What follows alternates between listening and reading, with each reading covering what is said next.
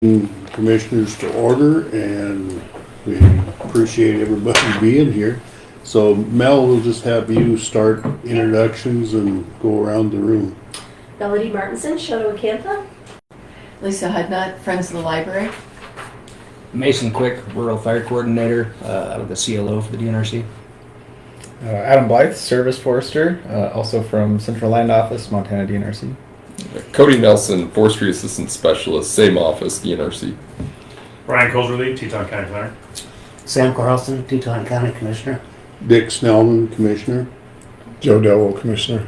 Eric Kennebo, I'm with Montana DNRC out of Conrad, the Unit Manager. Steve Rose, Teton County Rural Fire Chief. Holly Cunningham, Friends of the Library, Shoto. Well, thank you and welcome to everybody. First item of business is minutes from November 27th and November 16th. I would move to approve those minutes. I will second it. It's been moved and seconded. All in favor? Aye. Aye. Aye. We have a road encroachment for Spencer Ratliff. Putting in an entry into a piece of ground they're leasing or buying. It's on 3rd Road. I believe it's northwest. And this is, and also on 12th, it's east of Fairfield.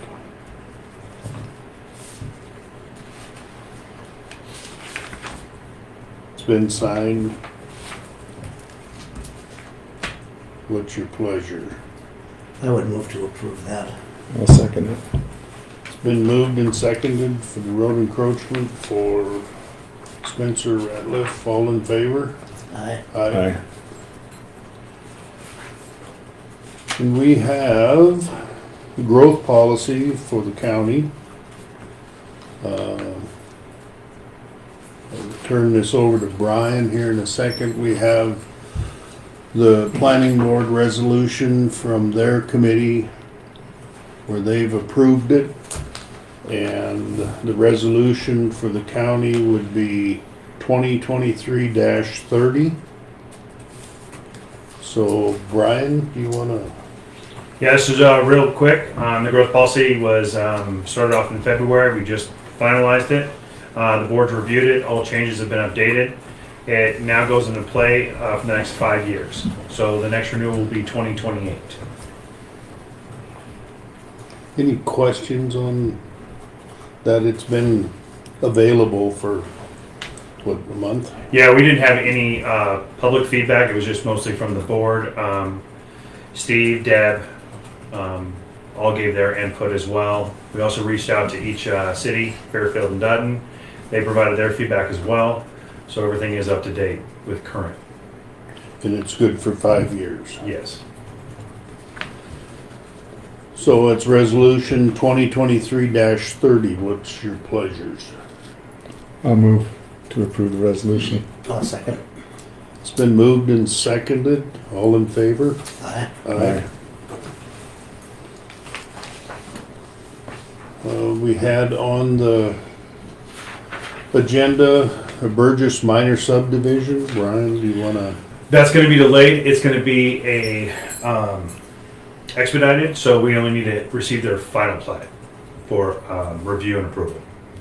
Because it's just from 1 lot to 2 lots, so it'll be an expedited.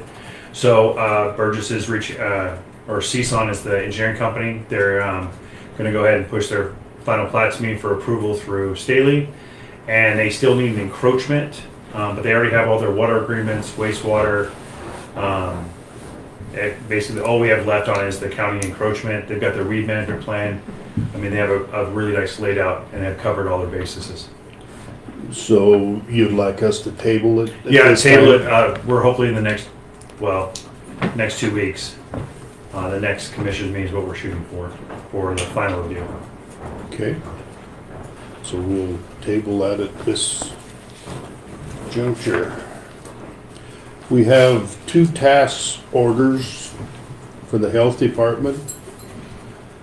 One is the WIC program, which is continual, and that one's for $35,000. Joe, I can take it. That would be fantastic. You want a table one? Thank you. No, I'm just fine. You sure? Yeah, oops, excuse me, now get the knock you over. So like I said, the WIC task order is for $35,000, so what would be your pleasure, gentlemen? I would move to approve that. A second. It's been moved and seconded, all in favor on the WIC Aye. task order? Aye. It's passed. How much was that, Dick? I'm sorry. $35,000. Then there's a task order also for the health department. It's childhood lead poisoning. And that amount is $20,173. I would move to approve that. I'll second. It's been moved and seconded. All in favor? Aye. Aye. Okay. We have a request from landowner in Power. And they have the petition in order.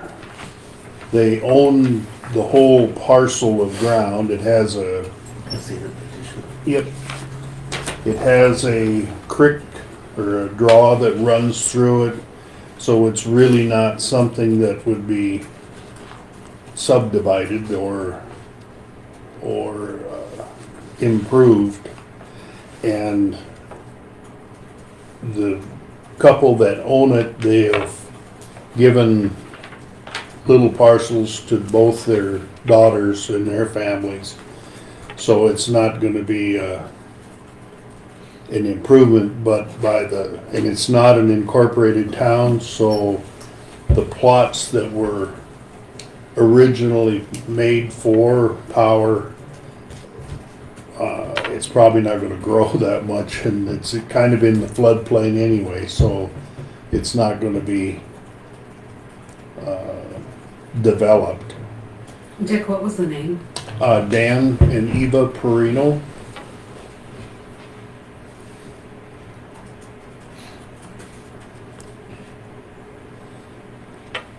And they've had, the petitioners or the taxpayers in the county have signed it. The landowners and anybody that's involved in it. So all they want to do is just abandon the streets that were Did you have the blocked. street names? I'll give you the boundaries around the piece of ground. It borders Highway 431 on the south. On the west, it's Cascade Avenue, which is right along the railroad tracks. On the north end of the property, it's 3rd Street. And on the east side of the property, it's Rainbow Avenue.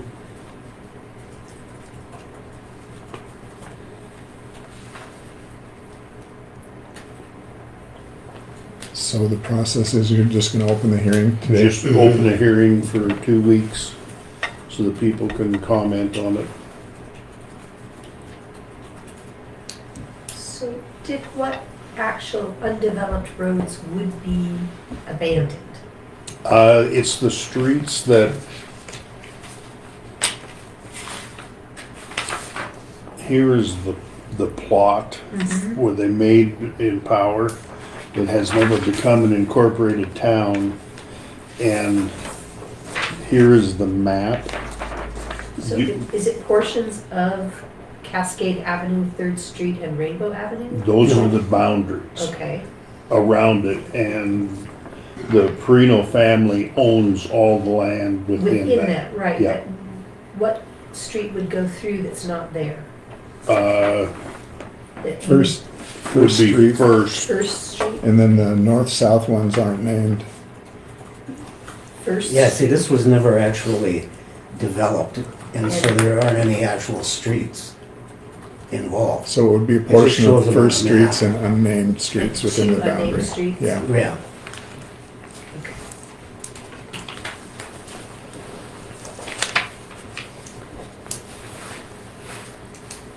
But the county holds the easement for those streets, Right, so that's why they're coming to you for the abandonment. correct. Any other questions? Just one clarification.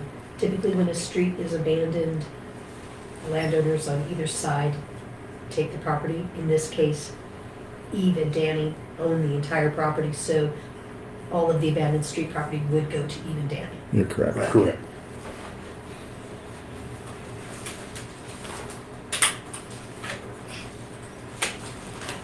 And we'll open that for,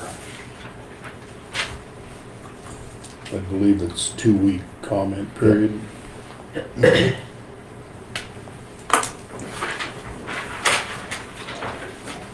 we need to vote on that? No, No. Okay.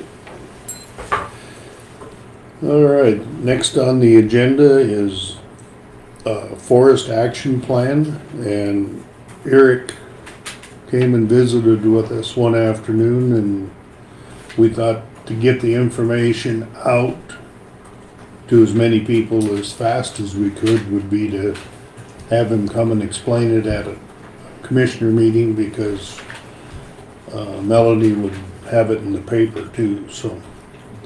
So with that, I'll turn it over to you, Eric. Sure. So thank you guys for putting us on the agenda, and I'll kind of give you a broad view of what's going on, and then I'll turn it over to the three guys that are the experts here on what we're doing. But anyways, through the last legislative session, through I believe it was House Bill 883, the legislature appropriated quite a bit of money to DNRC to kind of look at various aspects of landscapes and wildfire and all kinds of things in the state of Montana.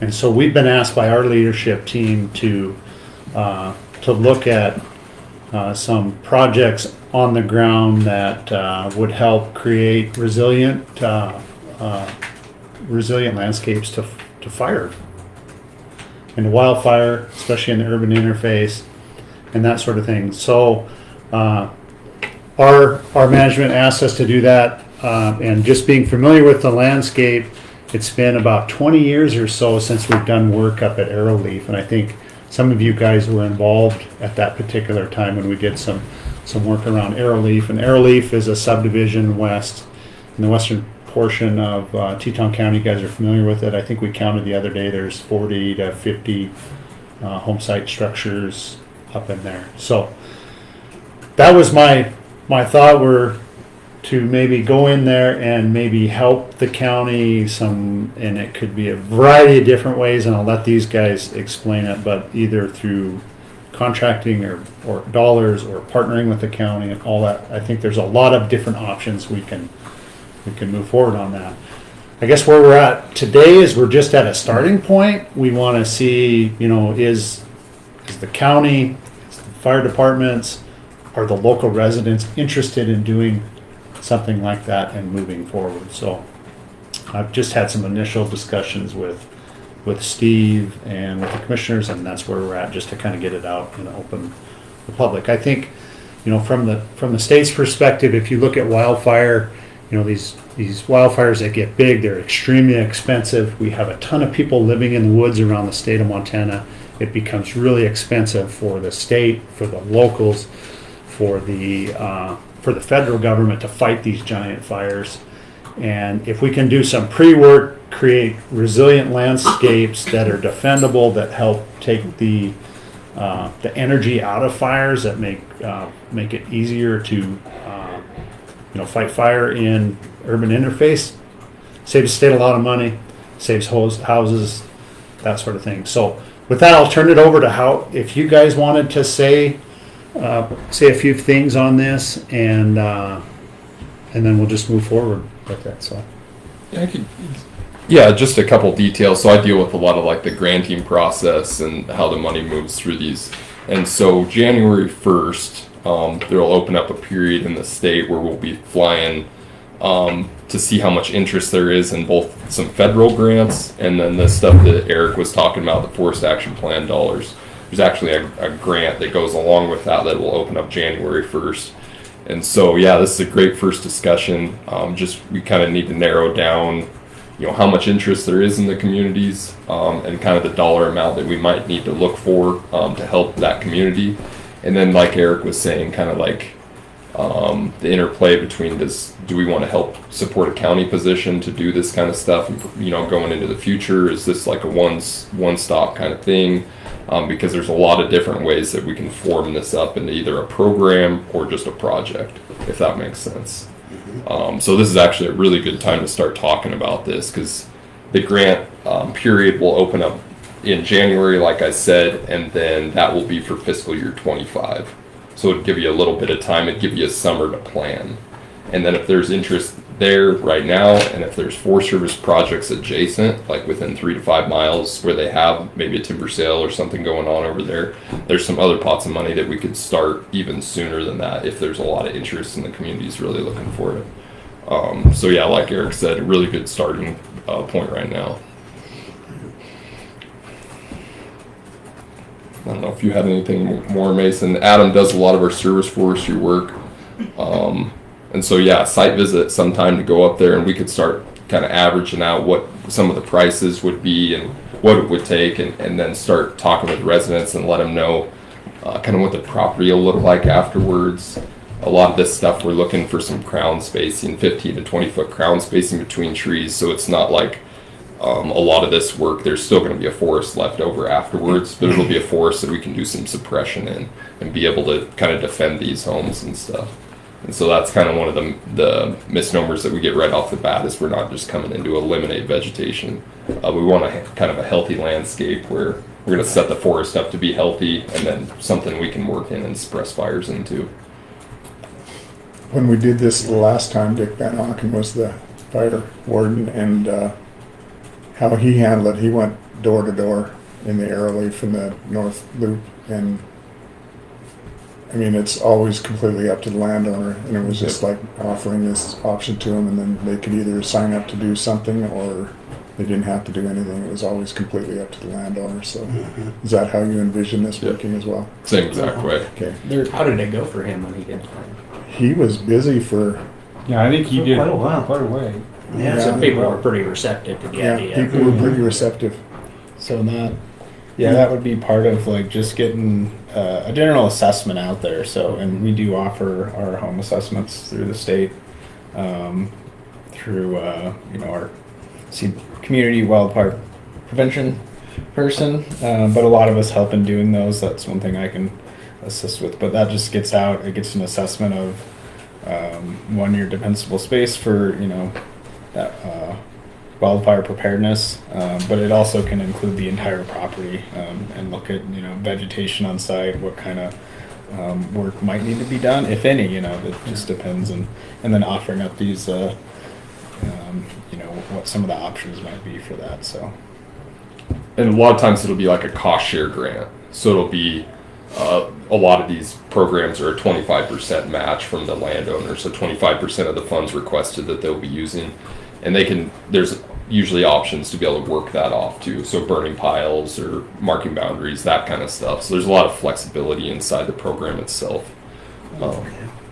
And then we also have they set up this system out of the Bureau over in Missoula where we can kind of take cadastral layer of all the subdivision and then be able to send a mailer out too. So this is a good way to outreach. The door-to-door is a great way to outreach, and then we can also have this mailing system that it's like a 3-touch mailer. It'll send them several, and then that leads to a community meeting where we can sit down and talk with them about the programs. Well, Steve, maybe you could, because I know you tried this a few years ago and put in for a grant that you didn't get. Maybe you could give a few comments on Yeah, I think it's good. We did have interest.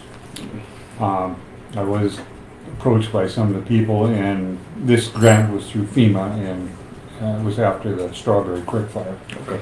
And didn't get it, but I was kind of green at that time and didn't know exactly what they wanted. But one question for you: you were saying that this could be just around the homestead or the entire property, whatever, that's up to the homeowner what they want, pretty much.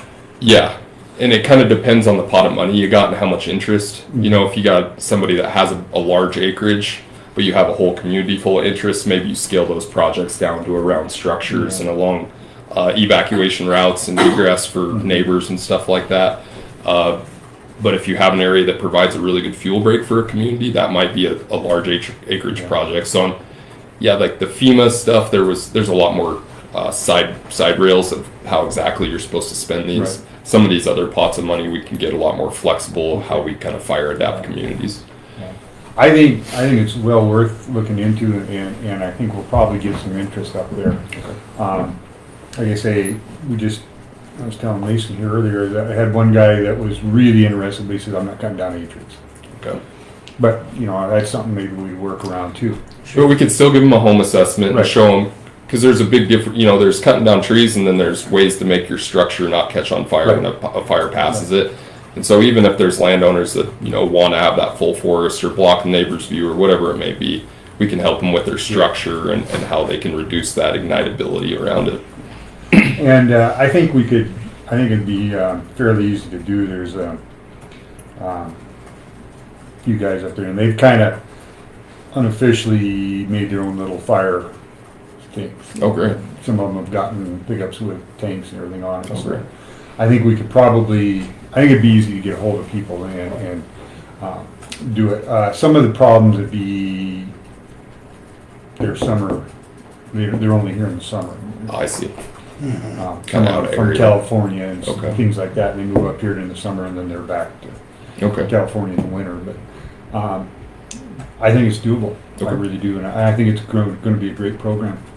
Yeah, let's start. I think that January window, when that opens, maybe we can start talking then, Sure. and hope maybe by then you got kind of an idea of you got some interests that you already know about, and then we can start to scale how much money you want to go after and how you want to if you want to support a position or if you want to work with DNRC and however that works. Yeah. But there's just a lot of details like that, but it's a good time to do it. Yeah. You guys have any other questions? Or? I don't, except I have a comment from myself. I think landowners should at least consider it, because as far as the county's concerned, we have the emergency vehicles and emergency personnel, and if they need requests for them to be there, they have to be able to get there. So hopefully they consider it. Like you're saying, it's very beneficial to the homeowner. It's very beneficial to the responding agencies too, because it's just safer. Right. Could some of it be used along county right of way and stuff up there too? I mean, that would be a part of just the plan, right? Yeah. Yeah. And especially with that forest action plan, that's the really flexible pot of money, because that's coming through the state. And so we can just write the narrative to, we're going to work some on this county area and some on private. And yeah. And that forest action plan money, I mean, you guys, I can say this, but state's pretty nimble, and the direction is they want on the ground projects that make a difference. They don't want it mired down in bureaucracy, right? That's what we all want. And that's why these guys are here. That's why we're here. It's like the money's there. They want it directly on the ground to directly impact firefighting in the state of Montana as fast as we can do it. So that is the direction, to kind of cut through all of the red tape and the BS and get it going. So, and I think looking at a map, if you scale back and you look at that site over an aerial photo, if a big fire came through there, there'd be a lot of trouble in there for sure. So, I think, I don't know if it was that Strawberry Fire, but there's one other one where we thought it was going to come out through the Arrowleaf, and Forest Service went through there and red tagged, I think every home in there. I mean, just, there's no way we're going in. I mean, the driveways, some of those driveways, you couldn't get a truck in, No. you know, and they're overhangs and things like that. So that's, would be some of the basic things right there, would be pretty good. But, yeah, so I think it's good. Okay. And I think that opened a lot of eyes when they went by and had these red tags on their driveway. Yeah. Yeah. Well, and to the education side of things, and some landowners, like you say, if you take an absentee landowner, they just don't know. They don't understand that Yeah. that they can do a lot of things to help out, to help mitigate that stuff on their property. So, yeah, so it sounds like we're a go to start working together with, I assume Steve is the point man on that? Sure. Yeah. Okay, perfect. Any other questions, comments? Well, thanks you guys for coming. Appreciate it. I do have one other thing, while we're here, the county co-op agreements. I printed them out this morning and I left them on the printer. I did the same thing. So I just emailed you. We'll print those out and take it up at the next meeting. Okay, perfect. We can do that, yeah. Yeah, I think those are the standard agreements that have some updated language in them. And again, I that don't believe just, they're updated yet. they're not updated They're yet. not, Okay. these are still the same agreements that were agreed upon in 2011, I think is the date on them. Yeah. They're working on the updated ones right now. They're just not quite ready to roll out, and everybody's expired. So we're just trying to get everybody re-upped for the time being, and then we'll be probably coming around later this year with the new ones again. Sure. Okay. Okay. It's worked well for us. So Yeah. I don't anticipate any hiccups with that. And new phone numbers if we need them? Yeah. I think we're good right now. I have it on the board out here. Well, just to remind you on that, that's two different agreements. So it's the standard county co-op agreement that kind of establishes that relationship between the county and the DNRC, that in terms of firefighting, when things exceed the capacity of the county, that's when the state comes in to help. We do come up here often. We come up here just under mutual aid and stuff. You guys know that. We do, and we'll continue to do that. And then the other portion of that is the county equipment. And we pretty much have some sort of state equipment sitting in almost every town, Every right? fire hall, I mean, yep. we got every fire hall, we have some sort of state equipment here in the county, and that's been an excellent We relationship. appreciate So, that. It's Yep, been great for us, yes. yep, so good. And that was kind of the follow-up too. You have some equipment here. While I'm here, are there any requests? Are you looking for newer stuff, or? Oh, always. There it yes. is. Quick answer's yes. I'll put you on the list then. I'm trying to wrap my head around it because there's a lot of equipment out there, and with Kurt retiring too, it's just Yeah. trying to get back into the loop of this is proving to be a little. I think bit right hard. now, we just got one for Shoto, and it's the oldest one in the, we have right now. I think it's like a 2008. Okay. And then I think we got 11s and 12s, and We have really pretty good equipment. we do, Yeah, we do. pretty It is updated, pretty good updated and equipment. pretty good. Yeah. Pretty good. Okay. And we use it and we appreciate it. Okay. And then IRAs. Do you have your equipment under IRAs at all? No, nothing at all. Is that? No. What's in Oh, Well, that's when you would go out that to answers that. different fires, right? Oh. Contract. Yeah, it's with the basically county. Yeah. it's an agreement to where we come up to help you on a fire, and it's going to be an extended attack fire, and we're asking you to stay. Then you start getting paid beyond that first operational period.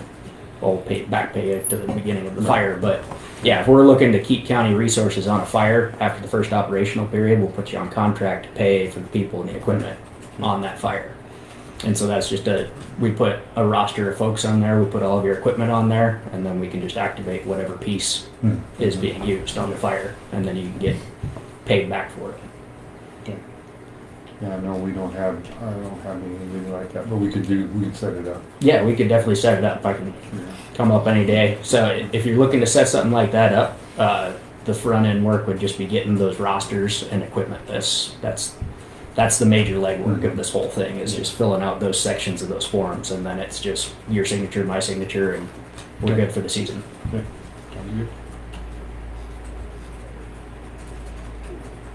Well, we appreciate you coming up. and Yeah, thank you. This for- is the fastest way to get it out, Yeah. You bet. so. Is the Arrowleaf really the only place in the county that something like this would be applicable?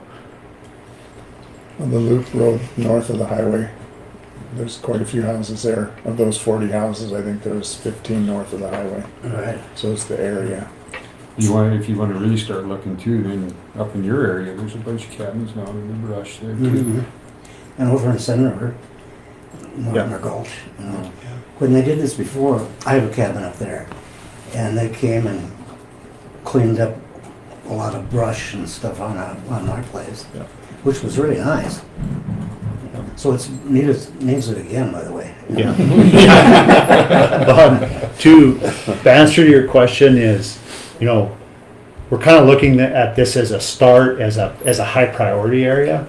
And so Right, yeah. we're looking for areas to partner, and these guys can talk a lot more of the details of it, but we're looking for areas to partner with maybe the Forest Service on some critical areas that interface between the forest and the private state land. And so we're looking at even landscape level projects, and I know maybe you guys could explain some of the projects you're working for in the Helena area or the Bozeman area that is kind of cross boundary, and it's looking at landscape level. Yeah, so there's one going on right now that I've been working on down outside of Augusta in that Dearborn Canyon. So up with the C-Bar Inn Mission School and all that back there. So the Forest Service has got a bigger project on that. They call it the Elk Smith project. It's between the Dearborn Canyon and going over to Smith Creek and Goss Creek, kind of where that Canyon Creek fire came out in '88. So it's a lot of lodgepole region in there. And so they're looking to put some kind of fuel break in there so they don't get that late wilderness fire that comes out. That's the big problem over here. Oh, yeah. And so adjacent to that, the DNRC and then a local nonprofit in Helena is taking on the small acreage private stuff. So doing the fuel mitigation around the homes, and then the Forest Service is working on their ownership to create a fuel break there. So that's kind of that cross-boundary collaborative idea that, you know, not stopping at the fence line and trying to treat the whole hillside or the whole landscape. Is that what you're talking about, Eric? Yeah, right. Yeah, I mean it's bigger than just looking at one subdivision. It's just, when I looked at it, it's a start, Yeah. and then it's a high priority area for us. But we're looking for other projects. You know, another thing is we're trying to partner with the Blackfeet Nation on some stuff up there too, that around East Glacier and that sort of thing, where there's an intersection of, you know, private land and tribal land, and trying to do some of the same type of work up there. So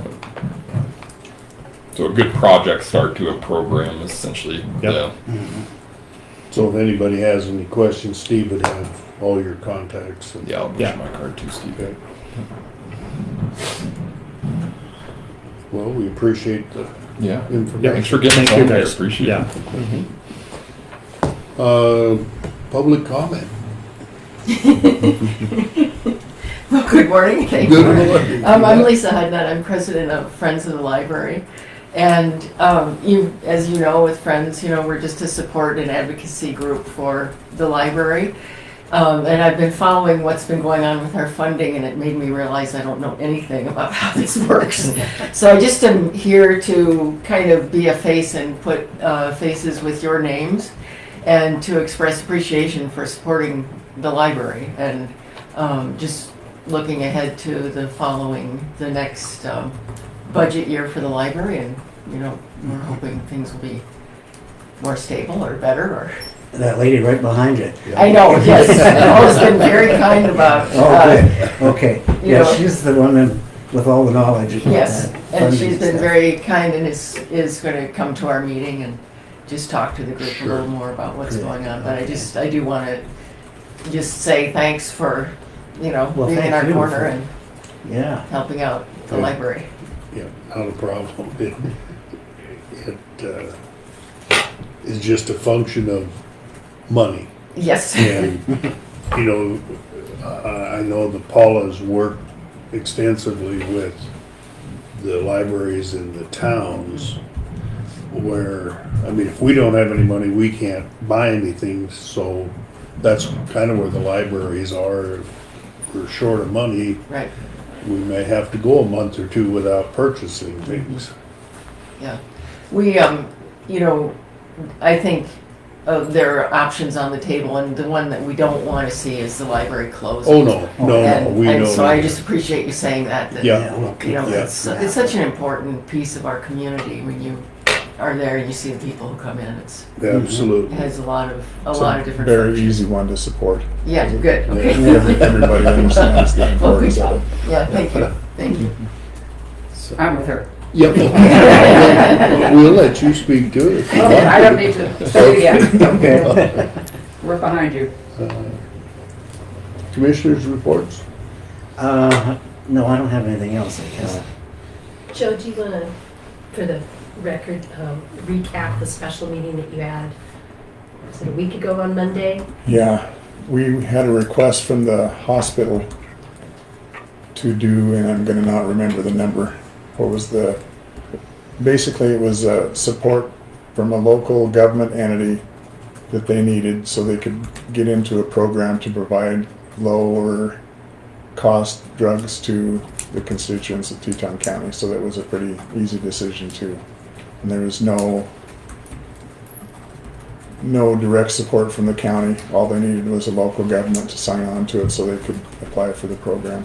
It's a federal program for inexpensive drugs. And they were working with Shoto Drug. Yes.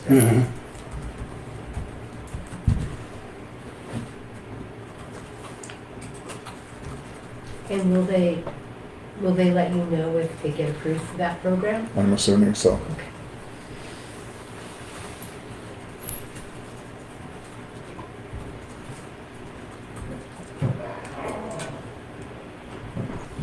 And so you guys approved a memorandum of understanding with them Yep.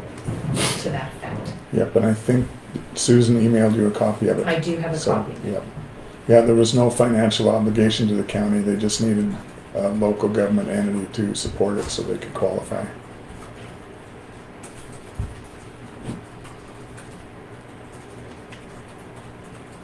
And it had a time frame on it, that's why it Yep. was special meeting.